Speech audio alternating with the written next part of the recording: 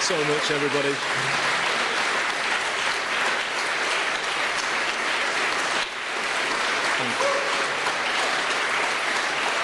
Thanks very much, everyone. Wow, what a welcome. Good morning, everybody. Are you ready for this? I'm sounding like I used to sound when I used to DJ across this, this great city, and I'm probably doing that because I'm missing it so much. I'm missing all of you. I am missing all of you, missing this place, the people. You were just brilliant to me in my 9 years as mayor. I could not have asked for better backing. You were there at my back all the way through, and I will never forget what this place did for me. It's been such a wrench to leave that I've had to get special permission from what people in Westminster call my Manchester clothes. I've had to get special permission to wear them this morning. Sorry, Kemi, about that.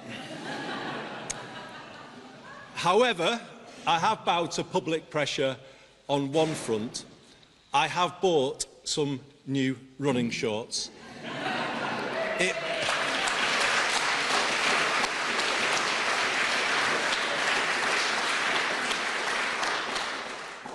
It was either do that or change the decency laws, and I opted for the former. But I can't tell you how glad it makes me that we meet at this big moment in one of my favourite places on earth, the People's History Museum. It holds real significance for me, and it's not just because one of my old coats is in a glass case upstairs. And can you believe it, comes off second best alongside Michael Foot's infamous donkey jacket. It's because these galleries tell the story of our country better than anywhere else. How through time it has not been run in the interests of the many. And how ordinary people have fought to change that status quo and make it fairer. Today, we must take inspiration from that history and get ready to repeat it. The time has come to build the broadest possible coalition of people to lift Britain back up to where we all want it to be. What hope can we have that it will be different this time? That's the question I would be asking if I was a voter right now. It's the one I want to answer as clearly as I can today, and in doing so, give the new direction the country is looking for. After 10 years of political turbulence since Brexit, and 20 years of falling living standards since the 2008 financial crash, Westminster hasn't been working for people, and it hasn't been working for a very long time. In fact, it is broken. And as a result, the country isn't where it should be.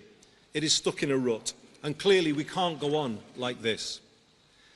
My generation of politicians, including me, must take responsibility. We haven't been good enough.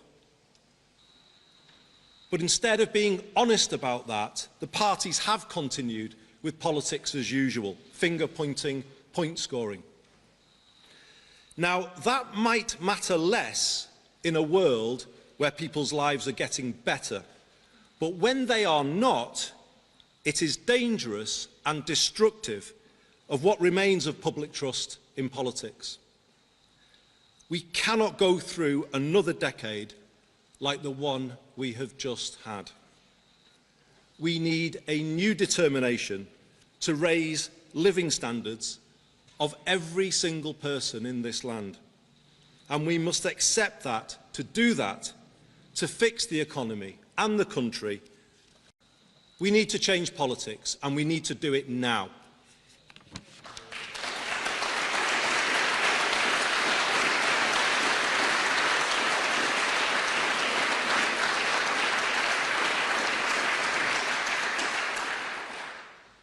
So let me state my clear intention as I put myself forward. True to the motto of this city, I am going to do things differently. I am going to break with the more of the same approach that has got us here. I am going to give Britain the circuit breaker it needs. By building a more collaborative politics in Westminster, by taking power out of the centre and putting it in the hands of the people and places who can use it best. And in so doing, creating a new sense of agency, possibility and hope flowing around the country. We will make politics work for you and the place where you live. I know it can be done because we have done it here. When I started as Mayor in 2017, we set about building a new approach, a new politics based on the exact opposite of the Westminster approach. Place first, not party first. Problem solving, not point scoring. Long term, not short term. A decade on, it's incredible how much we've been able to achieve by working together instead of fighting against one another. The Greater Manchester Way is based on strong partnership between all sectors, public, private, community, voluntary, academic, faith, and our trade unions. We ask everyone to face the same way and then pull in that same direction together. Let me give you an example. When we realised the last Conservative government had done something significant by introducing 45-day work placements for young people linked to T-levels, we set ourselves the mission of finding one for every young person, our businesses in the city region, and with the help of hundreds of companies, delivered our goal of 1,000 extra work placements. That's 1,000 extra young lives changed every year, and it shows what a place can do when it works as one. For Britain to get back where it should be, those same principles need to be applied now to how we run the country, pull in the same direction, move forward together. But let's not kid ourselves, this is not as easy as it sounds. Westminster and Whitehall are set up for conflict, and they require radical change if the country is to get back on track. I left Westminster a decade ago with the Mayor of the Liverpool City region, Steve Rotherham, because we could see it simply wasn't working for the northwest of England and the people here, and indeed other parts of Britain, the same thing. The Parliament I returned to on Monday is full of good people, many of them here in the audience today, members of Parliament who've joined us. And they are working hard every day, trying to do the right thing for the places that they represent. But it's hard, it's too hard for them to make change. Why? Because power is not in the hands of those places that they represent, but held by an insufficiently accountable, outsourced state. We are one of the most over-centralised countries in the world.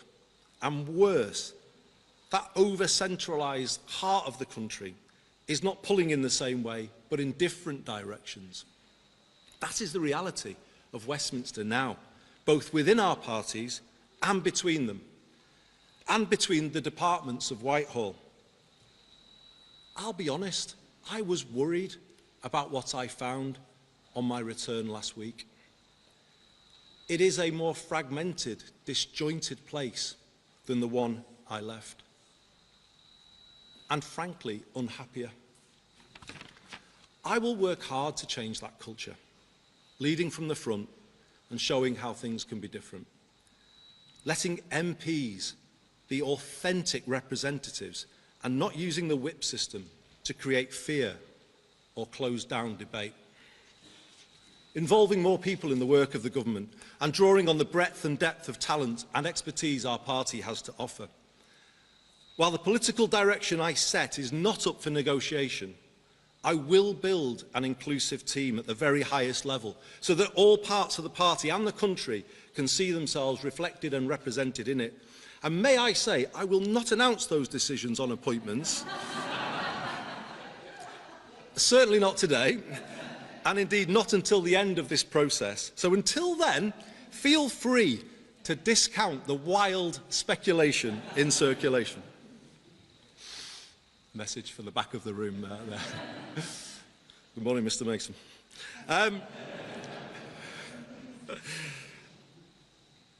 I will reach out to other political parties to find as much common ground as we can and build that more collaborative approach I spoke about a moment ago. So, a greater sense of unity in Parliament will then allow us to give a clearer sense of direction to Whitehall.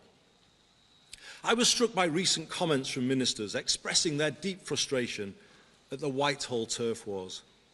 Like Parliament, the civil service is full of good people trying to do the right thing, but they are held back by the structure and culture in which they have to work. It is too adversarial, and too much time is wasted with departmental silos battling each other and battling the Treasury rather than getting things done. How can the country pull in the same direction when that is the reality at the very top? And as mayors, I'm sure I speak for the front row here, as mayors we have felt similar frustration over the years when those same departments constantly push back against our legitimate requests to improve our places by devolving a fraction of the power and resources they hold. The truth is this: the country spends too much time arguing and not enough time doing. I'm not sure this Whitehall culture could ever be justified. It wasn't justified when I was a minister almost 20 years ago, but it certainly can't be justified now. The stark imbalance in resources between national government and local government is holding back growth. If councils can't fix potholes, what chance do they have of bringing forward major regeneration schemes to get growth going? While national government has got bigger, particularly since the pandemic, local government is threadbare and without the resources to fulfil even statutory responsibilities. This is not just bad for councils and the areas they serve, it is bad for everywhere. It is bad for London and the South East. The whole country suffers when the regions and nations are not meeting their potential, and Londoners are left with an overheated economy and an overcrowded housing market. It is actually needs unless every single postcode in the land is set up to contribute to it. This country hasn't thought in that way before, but with the Makerfield test at the heart of decision-making, it will do from now on. To make it happen, we will bring about the biggest rebalancing of power our country has seen. It is time for Whitehall to accept that growth cannot be ordered from the top down. Instead, it can only be nurtured from the bottom up. It comes from having the power at ground level to make a real difference, from a clear shared vision that everyone can understand and investors can back. It comes from running sound finances, as we have done here in Greater Manchester, which in turn gives businesses the stability and the confidence to invest, increasing their productivity and adoption of new technology. It comes from placing our universities at the heart of local economies, as all the mayors do, and bringing the innovation-led approach through start-ups and scale-ups. It comes from committing to decent infrastructure in all parts of the UK and getting national investors to back the aspirations set by regions. It comes from giving people the security of a good home and good employment so that they can be as productive as possible, from good mobility and an ability to afford the basics. And it comes from not leaving everything to the market, but public intervention where necessary to set higher ambitions for towns, as we did in Stockport, and kickstart the process of change. This is Manchesterism.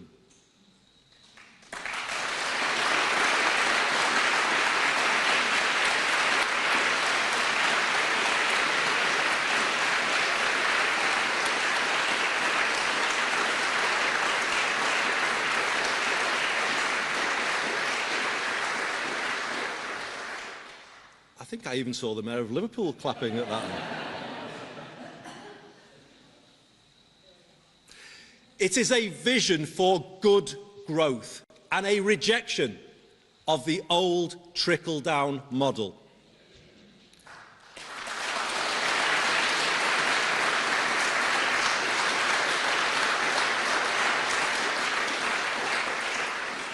And like the ideas this museum celebrates, which grew here and changed the country, so all parts of the UK should now be given the chance to develop their own version of the same, focusing on the things that matter most to them. Good growth in every British postcode.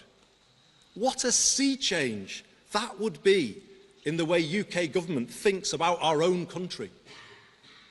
Places no longer forgotten or written off, as they have been in the past, but supported to make the best of their assets, seeing the positives in all places. And there are positives in all places, in all postcodes across this United Kingdom. Let's always remember that.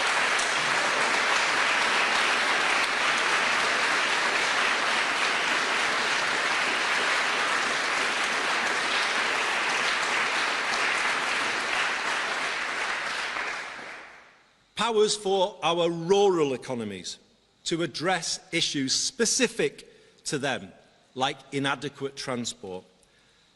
Powers for areas undergoing industrial transition, like Port Talbot, Scunthorpe and Aberdeen.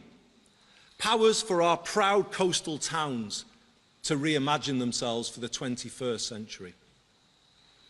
And yes, more powers for London too, over education and housing, so that London can do more for itself and remain the world's greatest capital city. And you heard that here from Manchester.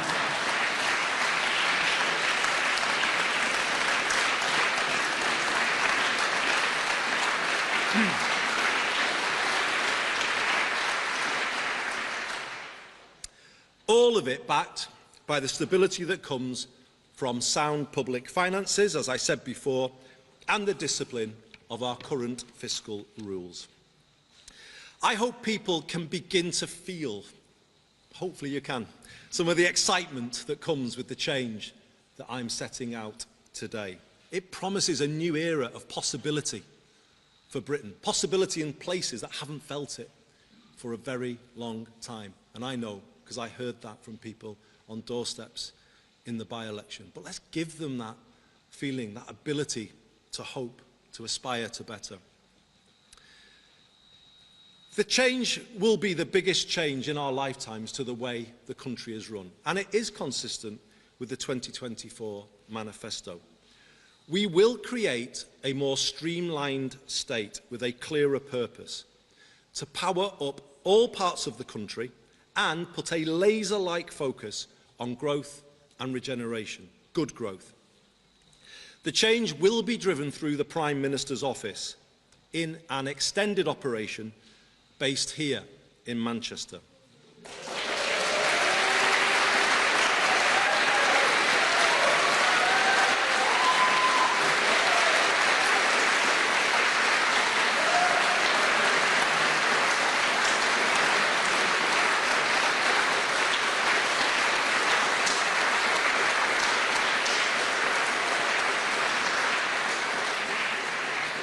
But here's the important thing.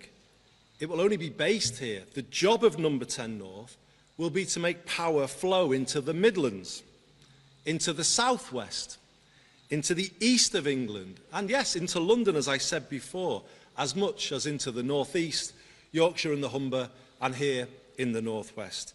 It will be about offering new opportunities to extend devolution in Scotland, Wales and Northern Ireland by taking power deeper down. The people of Dundee and Bangor feel just as distant from Holyrood and the Senedd as they do from Westminster. Now get this. Number 10 North will be the nerve centre of a rewired Britain.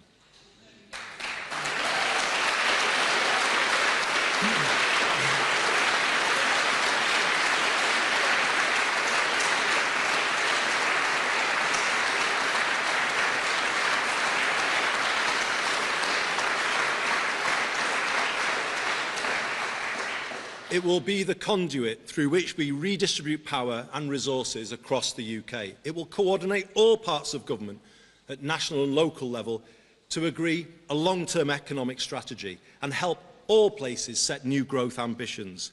It will be given a mission to strive for equivalent living conditions in all parts of Britain, borrowing from the German Basic Law. It will make place-based collaboration the new operating principle for UK PLC, requiring all government departments and agencies to support strategic and local authorities with staffing and resources. And let me say this very directly.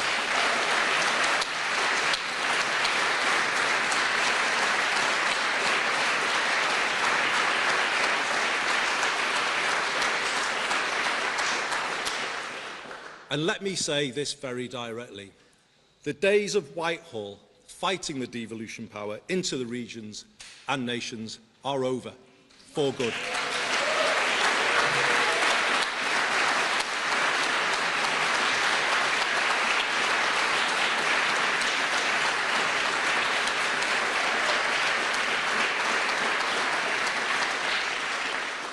I have had 10 years of fighting the Whitehall machine, blocking this place's progress, the progress of people here, and I am simply not prepared to accept the same for any area coming after Greater Manchester. The whole of Whitehall will now be required to get behind our places and work together with them to make quicker, more joined-up decisions. Ours will be a 10-year mission to raise living standards across the land. To do this, Number 10 North will support the regions on 3 clear tasks: reform of essential utilities, reindustrialisation and the regeneration of places. On utilities,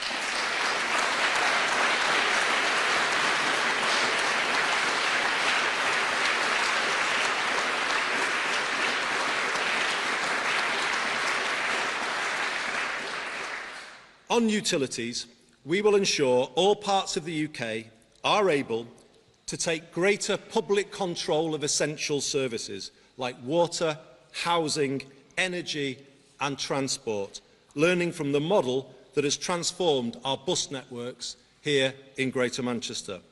We will set out 10-year plans to bring down the cost of these essentials to individuals, families and businesses.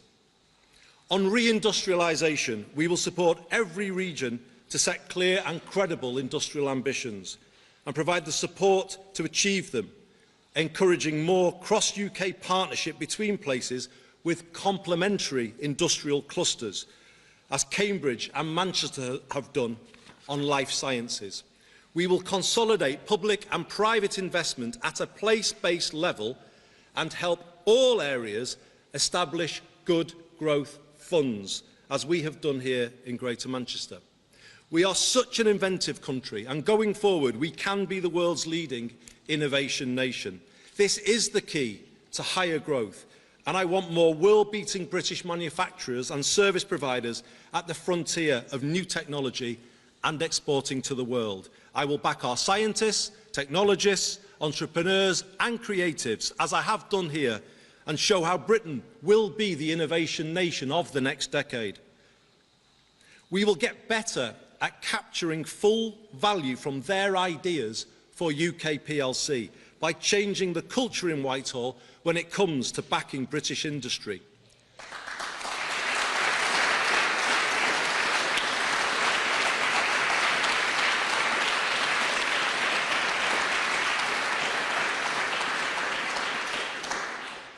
For too long, UK public procurement policy has been based on chasing cut-price deals around the world, rather than helping our own British-based suppliers become more stable and competitive. No more. From here on, every pound raised from taxpayers will work harder for them, and that approach will apply fully to the Defence Investment Plan. We will make sure that all eligible public contracts are subject to proper social value weighting.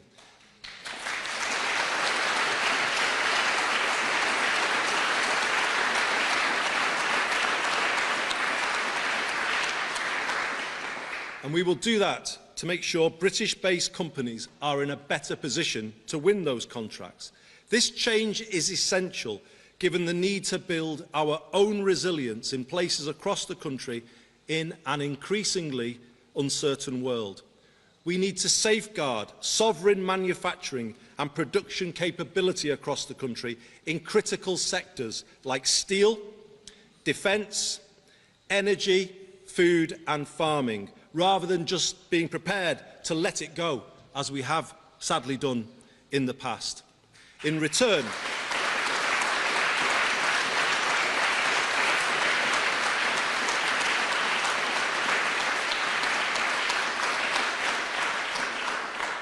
return, we will recycle maximum benefits for our communities and our residents. For instance, by requiring a much greater supply of 45-day work placements and apprenticeships for young people.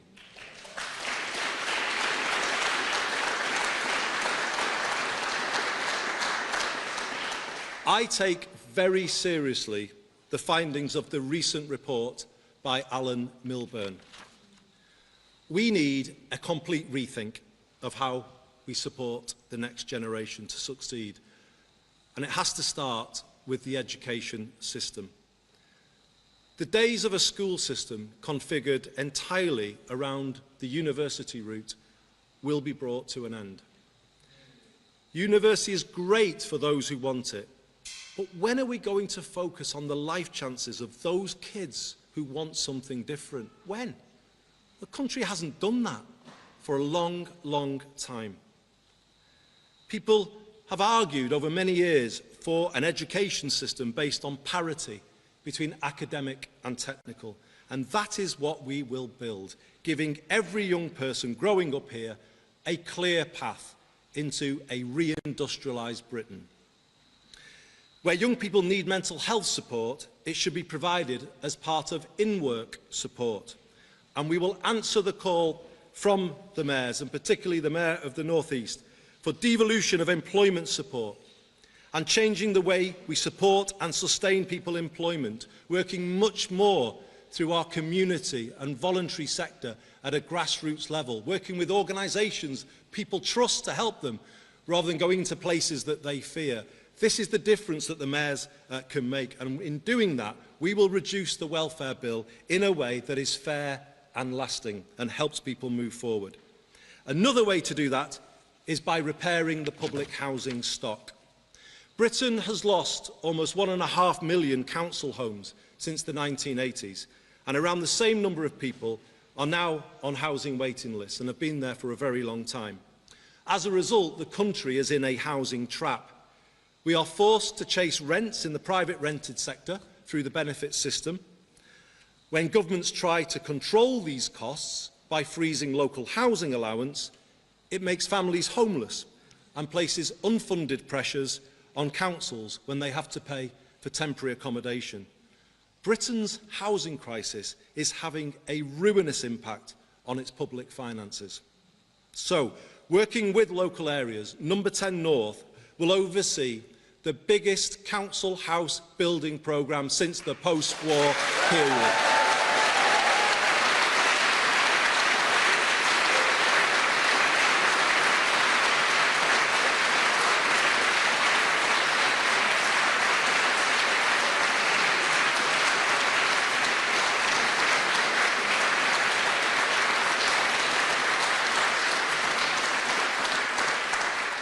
We will use public land, vacant public land, to reduce costs. Let me just take you back to when I grew up here in the 1970s, and Steve Rotherham and I have written about this in a certain book. But when we were growing up here, amongst the friends we had at school, there were two things that were the foundations of working class aspiration. A council home, a secure home that was the foundation for everything. And then good technical education. And those things have been taken away in the decades since. So no wonder so many young people struggle to make it work and then don't make it work. Don't blame them. Blame ourselves. We haven't been giving people this stability, this ability to get on in life. And it's time we did and brought back working class aspiration, the chance of somebody growing up here to be everything that they can be. And that's what we'll do. And also make this a city where no one has to leave to get on in life, or any of the other cities represented here today. That's what this new era is going to be all about. A sense of hope, of possibility, that things are achievable that you might not have thought were before. And having this focus on council homes again and building them in all parts of the country, it will represent a decisive shift to a more preventative, productive state, adopting a national housing first philosophy, as has been pioneered so successfully in Finland. If you don't give people a good home, what chance have they got of having a good life? What chance of making the health service sustainable if people are not living in good accommodation or getting a good education for kids? Everything starts with a good home, and this country finally has to put that at the top of its priority list.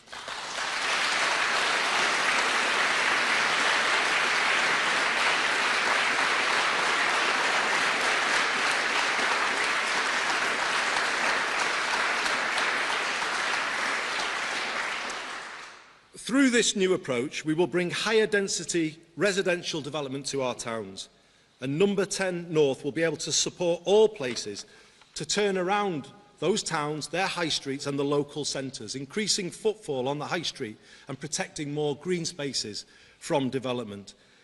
To reinforce that, we will reform business rates to support pubs and high street businesses, businesses that bring social benefits to communities. And let me finish by saying this. Rather than being a marker of decline, shouldn't we make our high streets the new symbol of Britain's renaissance?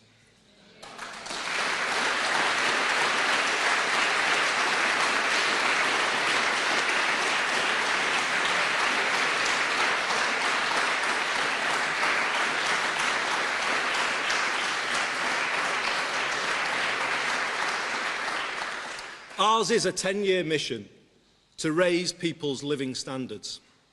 I know people can't wait forever for change. I heard on doorsteps in Makerfield how people need a bit extra now to help with rising costs.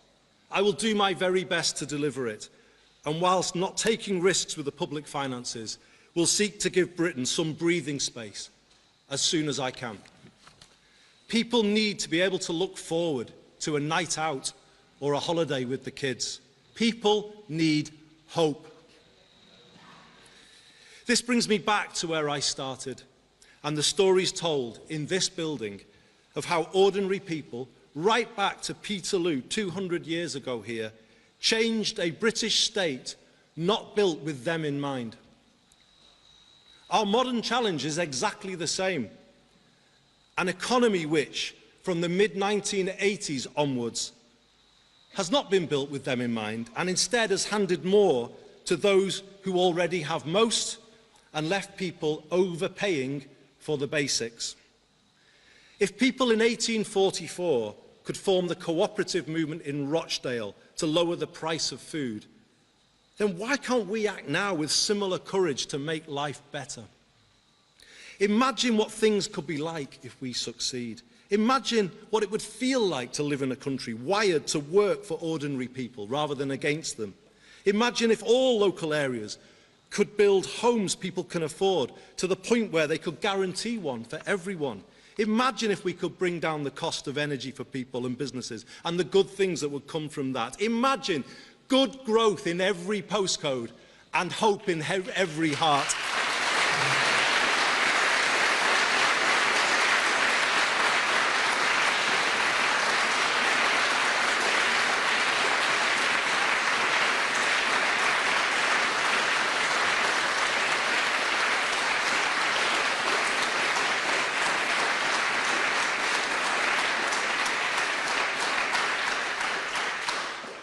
say it again. Imagine good growth in every postcode and hope in every heart. Well, imagine no more. Let's make it happen.